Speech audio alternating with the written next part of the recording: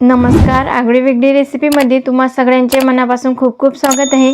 तर आज आपण दडपे पोहे कसे करायचे ते बघणार आहोत। तर नेहमीचे तेच कांदे पोहे खाऊन कंटाळा जर आला असेल तर झटपट होणारे असे दडपे पोहे, त्याची चव सुद्धा खूप छान लागते। आंबट तिखट गोड अशी चटपटीत चव येते आणि एकदम फास्ट होणारी प्रोसेस आहे। कमी वेळेत बनून तयार होतात। तर तुम्हाला सुद्धा शिकायची असेल ही रेसिपी तर व्हिडिओला संपूर्ण बघा, कुठे स्किप करून बघू नका। चला तर मग मस्त असे चटपटीत चविष्ट दडपे पोहे बनवायला सुरुवात करूयात। पण तुम्ही जर चॅनलवर नवीन असाल तर पटकन सबस्क्राइब करा आणि त्याचबरोबर बेल आयकॉन हिट करून ऑल सिलेक्ट करा। आणि याआधी आपण पोहेच्या बऱ्याच अशा रेसिपी बघितल्या आहे, त्या सगळ्या रेसिपीच्या लिंक मी डिस्क्रिप्शनमध्ये देते, तुम्ही जाऊन नक्की तिथं बघा। चला तर मग मस्त असे चटपटीत लागणारे दडपे पोहे बनवायला सुरुवात करूया। सगळ्यात आधी साहित्य पाहूया। तर इथं 2 मध्यम आकारामध्ये बारीक कट करून घेतलेला कांदा आहे, चवीनुसार मीठ, अर्धा चमचा मोहरी, 3 ते 4 चमचे शेंगदाणे, 1 चमचा जिरे, अर्धा लिंबाचा रस लागेल, थोडीशी कोथिंबीर घेतली आणि 1 चमचा साखर आहे, 10 ते 12 कढीपत्त्याची पानं, 7 ते 8 हिरव्या मिरच्या, त्याला असे कट लावून घेतले। आणि इथं बघा, दडपे पोहे करण्यासाठी इथं मी पोहे व्यवस्थित धुवून घेतले, त्यातील पाणी सुद्धा नितळून घेतलं। तर हे पोहे म्हणा तर या वाटीने मोजून 2 वाट्या पोहे घेतले आणि बघा छान असे मोकळे मोकळे झाले आहे। तुम्ही पातळ पोहे सुद्धा घेऊ शकता।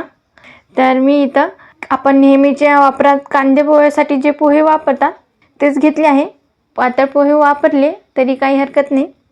सगळ्यात आधी इथं या पोह्यामध्ये आपल्याला कांदा घालून घ्यायचा। 2 मध्यम आकाराचे बारीक कट केलेले कांदे आहे, हे घालून घ्यायचे। त्याचप्रमाणे साखर आहे 1 चमचा, चवीनुसार मीठ घालायचं। त्याचसोबत इथे थोड्या प्रमाणात बारीक चिरलेली कोथिंबीर आहे, हे सुद्धा घालून घेते। आणि अर्धा लिंबाचा रस लागेल, हा लिंबाचा रस पिळून घ्यायचा। बिया जर पडल्या तर ते काढून घ्यायच्या, बघा यामध्ये बिया पडल्या आहे, ह्या मी काढून घेते। आता हे मिश्रण व्यवस्थित मिक्स करून घ्यायचं। आधी हे सर्व मिश्रण घालून घेतलं की हे पोहे छान असे ज्युशी बनतात, मस्त आंबट गोड अशी चव लागते। बघा इथं सगळं साहित्य मी मिसळून घेतलं। आता यावर झाकण ठेवायचं आपल्याला आणि 10 ते 15 मिनिटासाठी हे पोहे मुरवण्यासाठी ठेवून द्यायचे। तोवर आपण फोडणी करायला घेऊया। इथं गॅसवर कढईमध्ये 2 चमचे तेल घालून घ्यायचं। तेल छान असं गरम करून घ्यायचं। बघा इथं मस्त असं तेल हलकंसं गरम झालं। आता यामध्ये मोहरी घालूया आणि मोहरी हे छान फुलायला हवी।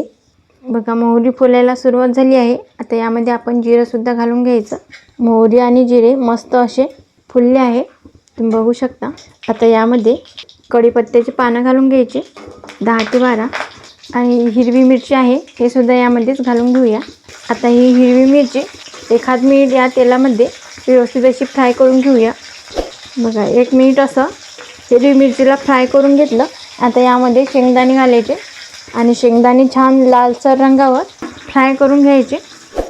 बघा इथे शेंगदाणे मस्त असे लालसर रंगावर फ्राय करून घेतले। आता ही फोडणी आपल्याला पोह्यामध्ये घालून घ्यायची आहे। बघा इथं पोहेसुद्धा मुरून 15 मिनिटं झाली आहे। आता हे गरम गरम फोडणी या पोह्यामध्ये घालून घ्यायची आणि चमच्याने व्यवस्थित असं मिसळून घ्यायचं। दडपे पोह्यामध्ये ओलं खोबरं घालतातच, मला माहीत आहे, 2-3 चमचे घालू शकता, पण मी नाही घालत, कारण आमच्या घरामध्ये दडपे पोह्यामध्ये ओलं खोबरं अजिबात आवडत नाही, म्हणून त्यामुळे मी घालत नाही। व्यवस्थित असं छान मिसळून घ्यायचं आणि हे दडपे पोहे खाण्यासाठी खूप असे छान लागतात। एकदम फास्ट होणारी प्रोसेस आहे। तेच कांदे पोहे नेहमीच आपण बनवून खातो, तर झटपट होणारे हे दडपे पोहे अगदी कमी वेळेत बनवून तयार होतात आणि याची आंबट तिखट गोड अशी चटपटीत चव लागते। यामध्ये कांद्याचा सुद्धा क्रंचपणा उतरतो। शेंगदाणे सुद्धा खाताना छान हे कांदा आणि शेंगदाणे क्रंची लागतात। तर हे व्यवस्थित मी मिसळून घेतलं। आता लगेच याला एका सर्विंग प्लेटमध्ये सर्व करून घेऊया।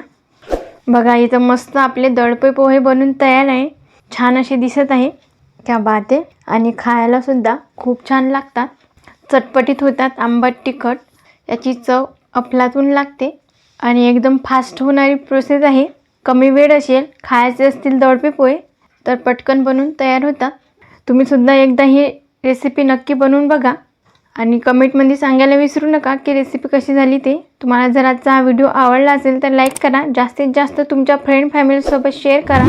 तसेच आगळी वेगळी रेसिपीला सबस्क्राईब करायला विसरू नका आणि त्याचबरोबर बेल आयकॉन हिट करून ऑल सिलेक्ट करा, ज्याने काय होईल मी छान छान रेसिपी अपलोड करेल त्याची नोटिफिकेशन तुम्हाला येऊन जाईल. आज वेळात वेळ काढून तुम्ही ही संपूर्ण रेसिपी बघितल्याबद्दल तुम्हा सगळ्यांचे मनापासून खूप खूप धन्यवाद. अशी छान छान रेसिपी तुम्ही सुद्धा बनवून खात जा. भेटूया नेक्स्ट व्हिडिओमध्ये.